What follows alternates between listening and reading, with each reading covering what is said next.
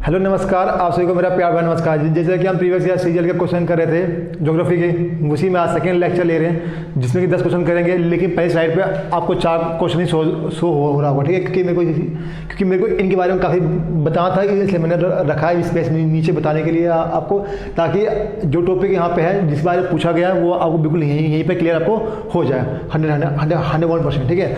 चलिए देखिए, अब पूछा गया है आपसे पहला कि रिवर इंडस ओरिजिनेट फ्रॉम, कि जो नदी सिंधु है उसका ओरिजिन कहाँ से होता है। तो पहला क्या है, Himalayan range, Kailash range, Hindu Kush range या फिर काराकोरम रेंज। तो देखो इसका आंसर है बहुत, आप देखो हिमालय रेंज नहीं, देखो हिमालय रेंज में ज़्यादा डेप्थ में जगह है कैलाश रेंज में जगह है मानसरोवर लेक, ठीक है, जहाँ से इसका ओरिजिन पॉइंट है। अब मानसरोवर लेक में जगह का नाम एक है आपका बोकारो चाउ, जहाँ से इसका पॉइंट है ओरिजिन पॉइंट। तो देखो क्या है इसका, तो आंसर तो लिखो आप, क्या बोलते हैं ये, ठीक है। यहाँ लिख लो आप कैलाश मतलब मान सरोवर लेक, ठीक है, नियर, ठीक है, आपका है बोकर चाउ, ठीक है, जगह का नाम है, ठीक है। और लिखो इसका ही is called Indus called Singhi Khamban, क्योंकि जहाँ से वो आते हैं ना कि बहुत ज़्यादा वॉइस करती है आवाज़ की, बहुत ज़्यादा हाइट से नीचे आती है, तो वो इसका नाम है सिंघी खम्बन कहते हैं जिसको तिब्बत में, ठीक है। और देखो एक क्या है, एक जगह हुई थी इंडस वाटर ट्रीटी,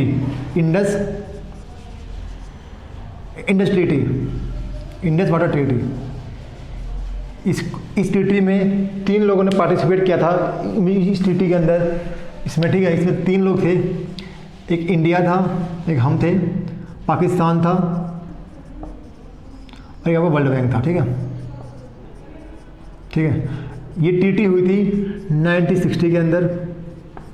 इस ट्रीटी में क्या हुआ कि आप देखते हो कि पाकिस्तान का जो पंजाब प्रांत है वहाँ पे मैक्सिमम जो पोलिटिविटी है सिर्फ इन रिवर कारण, जो इसकी जो सहायक नदियाँ हैं मतलब ट्रिब्यूटरी है, क्यों, उन्हीं का वाटर को। तो ये हुआ कि हम वाटर का डिस्ट्रीब्यूशन कैसे किया जाए, तो इसमें हुआ कि जो ईस्ट फ्लोइंग रिवर है वो मिलेगी इंडिया को और जो वेस्ट फ्लोइंग रिवर है वो मिलेगी पाकिस्तान को, ठीक है, वही था। तो अब ईस्ट फ्लोइंग रिवर में 3 थी, वेस्ट में 3 थी आपकी चिनाब, झीलम, इंडस, और जो रह गई वो थी ईस्ट में। तो यहाँ पर लिख लो आप ऐसे करके, आप जो कि पूछा गया है आपका ईस्ट फ्लोइंग रिवर, ठीक है, आपका, और ये आपका वेस्ट फ्लोइंग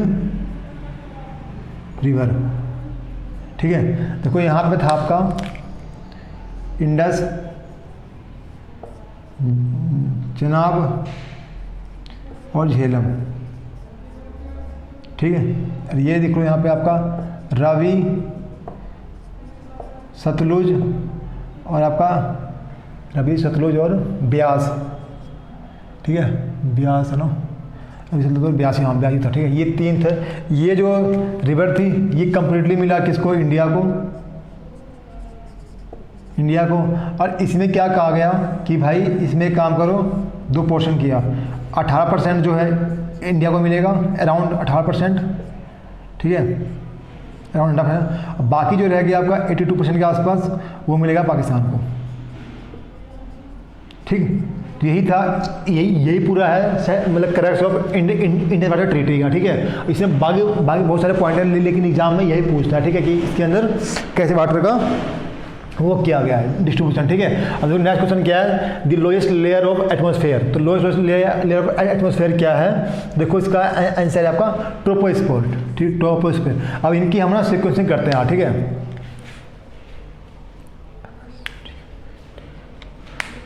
ठीक है, देखो इसकी क्या है, पहले पे आपका आता है ट्रोपोस्फीयर, दूसरे पे अपनी आती है स्ट्रेटोस्फीयर, तीसरे पे आती है आपकी थर्मोस्फीयर, चौथे पे आती है आपकी मीजोस्फीयर, ठीक है, और 5वें पे आती है आपकी एक्सोस्फीयर, ठीक है, ये रखना। कईयों में क्या गया कि थर्मोस्फीयर में फिर जगह आती है, आयनोस्फीयर को अलग किया गया, लेकिन एनसीईआरटी इन्हीं को मानती है। ठीक, तो आप जो है एनसीईआरटी को ही देखना। ठीक है, अब देखना बात क्या जितने भी आपके होते हैं दो, ऑल वेदर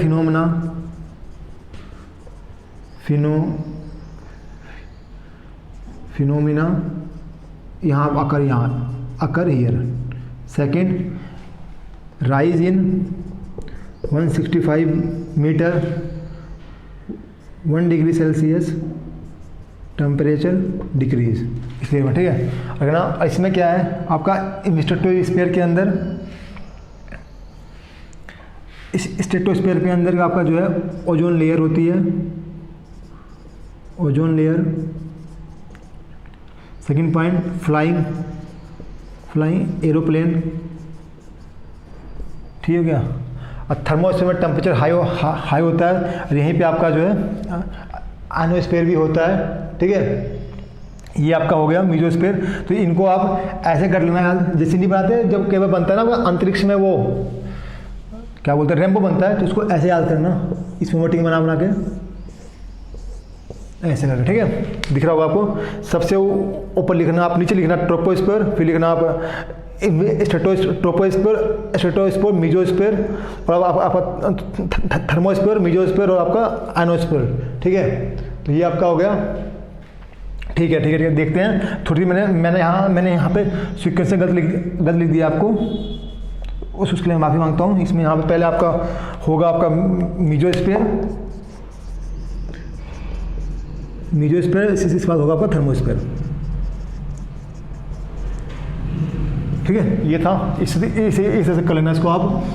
अब नेक्स्ट क्या है आपका, पूछा गया कि लोकतक ईजे, कि लोकतक क्या है। तो लोकतक क्या, रिवर है, लेक है, कि वैली है, कि माउंटेन है। तो यहाँ देखो क्या होता है, ये पूछा गया लोकतक है क्या। तो यहाँ को इस क्वेश्चन को जिस राज्य में है ये, वहाँ से 5 क्वेश्चन पूछता है एग्जाम में। ठीक है, ज्योग्राफी से लेकर। देखो क्या है, लोकतक एक जो है लेक है, मतलब एक झील है।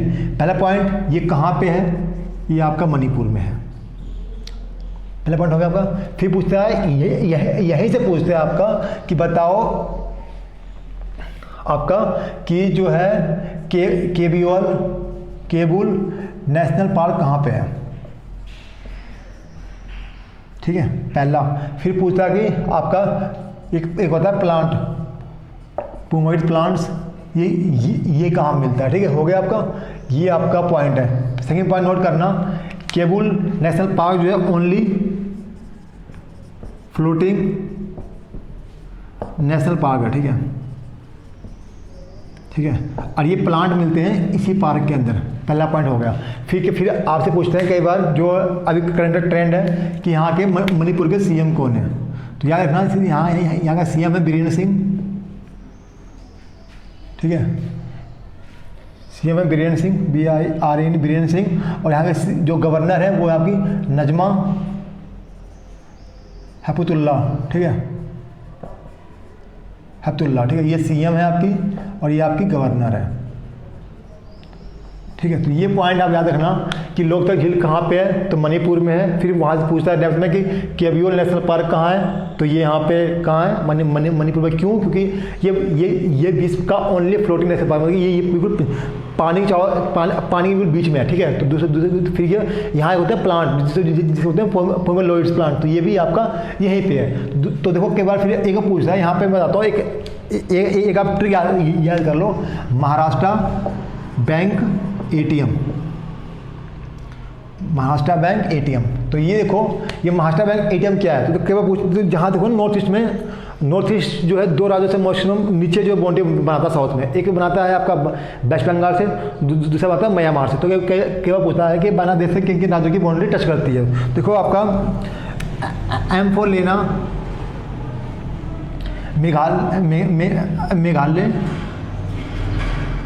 Meghalaya, B4 waste Bengal. ठीक है, और M4 मिजोरम। ठीक है, T4 त्रिपुरा,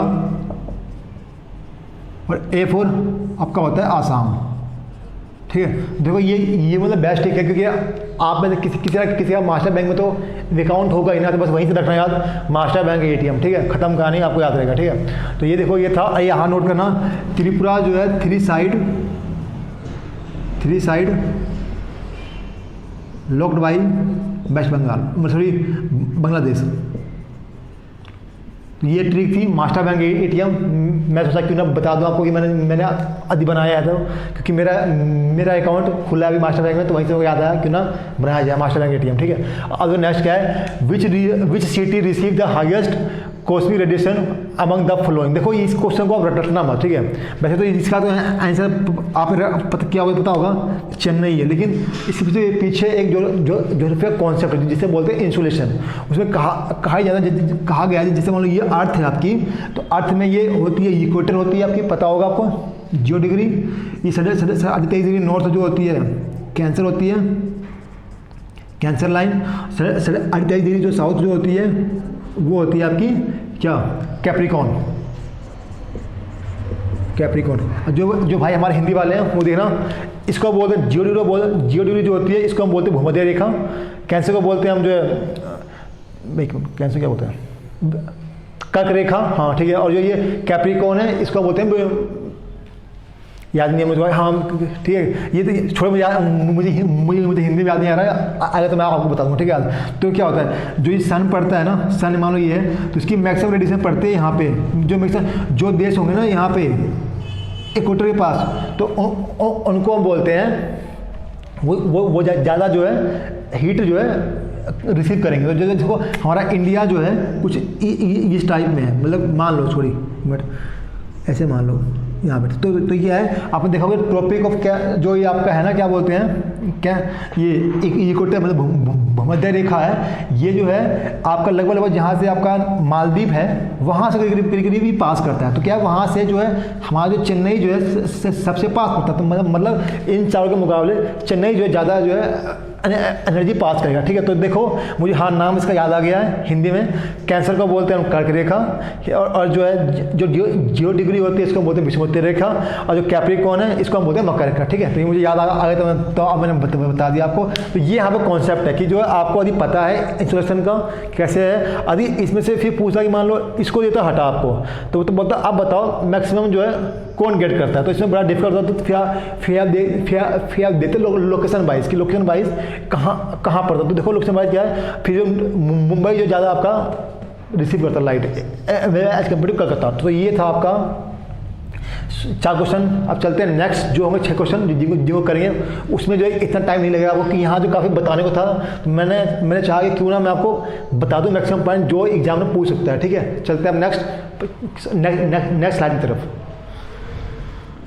चलिए अब देखते हैं लास्ट स्लाइड जिसमें 6 क्वेश्चन है। देखिए पहला क्वेश्चन क्या है, bark of which tree is used as a condiment, मतलब किस ट्री के छाल को जो है हम यूज करते हैं एज ए मसाले के रूप में। देखिए यहाँ पे क्या है, कैनिमम, ठीक है, क्लोव, नीम या फिर पाल्म। देखो पाम से तो बनता है तेल, ठीक है, तो ठीक है, क्लोव को यूज करते हैं एज ए मसाले के रूप में। इसके हम जो है लेते हैं किसके, फूड को लेते हैं, ठीक है, लेते हैं फ्रूट को। देखो ये इसका आंसर है। अगला क्या है, Rihand dam project provide irrigation to. तो पूछा गया रिहन डैम जो है किन राज्यों को जो है अपना पानी मतलब कि सप्लाई होती है। तो यूपी, बिहार, उड़ीसा, वेस्ट बंगाल, गुजरात, महाराष्ट्र, केरला, कर्नाटक। देखो इसका आंसर है यूपी बिहार। ये जो है आपका रिहन रिवर पे है, किस पे है, Rihand river which tributary of Yamuna, ठीक है, यहाँ लिख लो, Yamuna is right bank tributary of किसकी, बताओ, बता था लास्ट साइड में, ऑफ किसकी, गंगा, ठीक है, याद रखना। अब क्या नेक्स्ट क्या है, the common tree species in Nilgiri. तो क्या है, कौन सी ट्री है जो कॉमनली पाई जाती है नीलगिरी में। पहले बात पता हो चाहिए नीलगिरी क्या है। देखो नीलगिरी कुछ नहीं है, मैं आपको बताता हूँ नीलगिरी है क्या, ठीक है। पहला तो साल, यूकेलिप्टस, पाइन या फिर टीक। तो देखो जो होता है नीलगिरी, हिंदी में बोलते हैं, और वो ना इंग्लिश में उसको बोलते हैं यूकलिप्टस। ये ना इनके flower blue, light blue colour में होते हैं, ठीक है। दूसरी बात, नीलगिरी कुछ नहीं है, जहाँ पे वेस्टर्न घाट और जो ईस्टर्न घाट मिलते हैं ना, उनको हम बोलते हैं, हाँ, वेस्टर्न घाट जहाँ मिलते हैं ना, ईस्टर्न घाट, ये नीलगिरी क्या है, meeting point of western ghat and eastern ghat, ठीक है। यहाँ तक आपको मैं पूछता हूँ, वेस्टर्न घाट की जो हाईएस्ट पीक है उसका नाम है अनाईमुडी, ठीक है। अनाईमुडी हाईएस्ट पीक किसकी, वेस्टर्न घाट की, ठीक है। और जो ईस्टर्न की कौन सी है, ईस्टर्न की आपकी महेंद्रगिरी, ये कहाँ है, उड़ीसा में, ठीक है। सेकंड पॉइंट और लिख लो आप। और अनाईमुडी है, डोटा बेटा जो है नीलगिरी की हाईएस्ट पीक है, और जो है वेस्टर्न घाट की जो है सेकंड हाईएस्ट पीक है, ठीक है। याद रखना।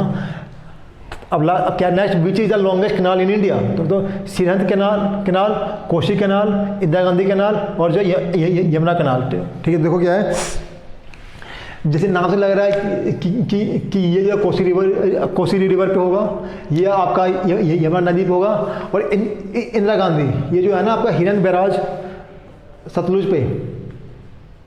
सतलुज और ब्यास पे, ठीक है, वहाँ से निकलती है इंदिरा नदी कैनाल, जो कि अभी मोस्टली राजस्थान को और कुछ हिस्सा पंजाब को जो ही करती है। और सिरहंद कैनाल जो है ये भी किस पे है, आपकी सतलुज पे है, लेकिन ये ओनली पंजाब को सप्लाई करती है। सेकंड पार्ट क्या है, which is the largest living bird on the earth, पूछा गया कि इनमें से कौन सा जो है दुनिया की सबसे बड़ी मछली नहीं, पक्षी है, ठीक है। तो देखो क्या, ईमू, ऑस्ट्रिच, अल्बर्टोज या फिर साइबेरियन क्रेन। देखो क्या है, इसका आंसर है ऑस्ट्रिच। अब क्या पूछा गया कि ऑस्ट्रिच जो है कहाँ मिलता है, तो इसका आंसर लिखना आप अफ्रीका महाद्वीप में, ठीक है।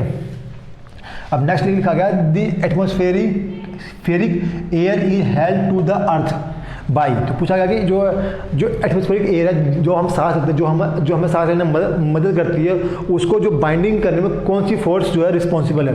तो क्या इसका आंसर है, देखो आप मुझे पता है, आप इसको भी क्रॉस कर दोगे, क्रॉस, लेकिन आप यहाँ फंसोगे कि इसका दें या इसका दें। तो देखो क्या है, जो मेनली रिस्पॉन्सिबल है वो है ग्रेविटी, ठीक है, ग्रेविटी ऑफ अर्थ, ना कि ग्रेविटी और मून, ठीक है, ठीक है। तो अब ये है क्या, रोटेशन ऑफ अर्थ क्या करता है, इसका जो होता है ना, इफेक्ट होता है किस पे, डे एंड नाइट के ऊपर, ठीक है। जो हमारे रात दिन होते हैं वो होता है इसके कारण। तो ये जो होते हैं 10 क्वेश्चन आपके प्रीवियस ईयर के आप मिलेंगे। लेकिन पहले बताओ, यदि आपको लगता हो ना अच्छा, तो कमेंट करो। दूसरी बात, चैनल को इसको दूसरे दोस्तों को फैलाओ, मतलब कि आप उसको कहोगे देखो कि, क्योंकि देखो कंटेंट अच्छा है, ठीक है। सेकंड बात, अच्छा लगे तो इसको सब्सक्राइब करो और लाइक करो। अब मिलेंगे नेक्स्ट वीडियो में।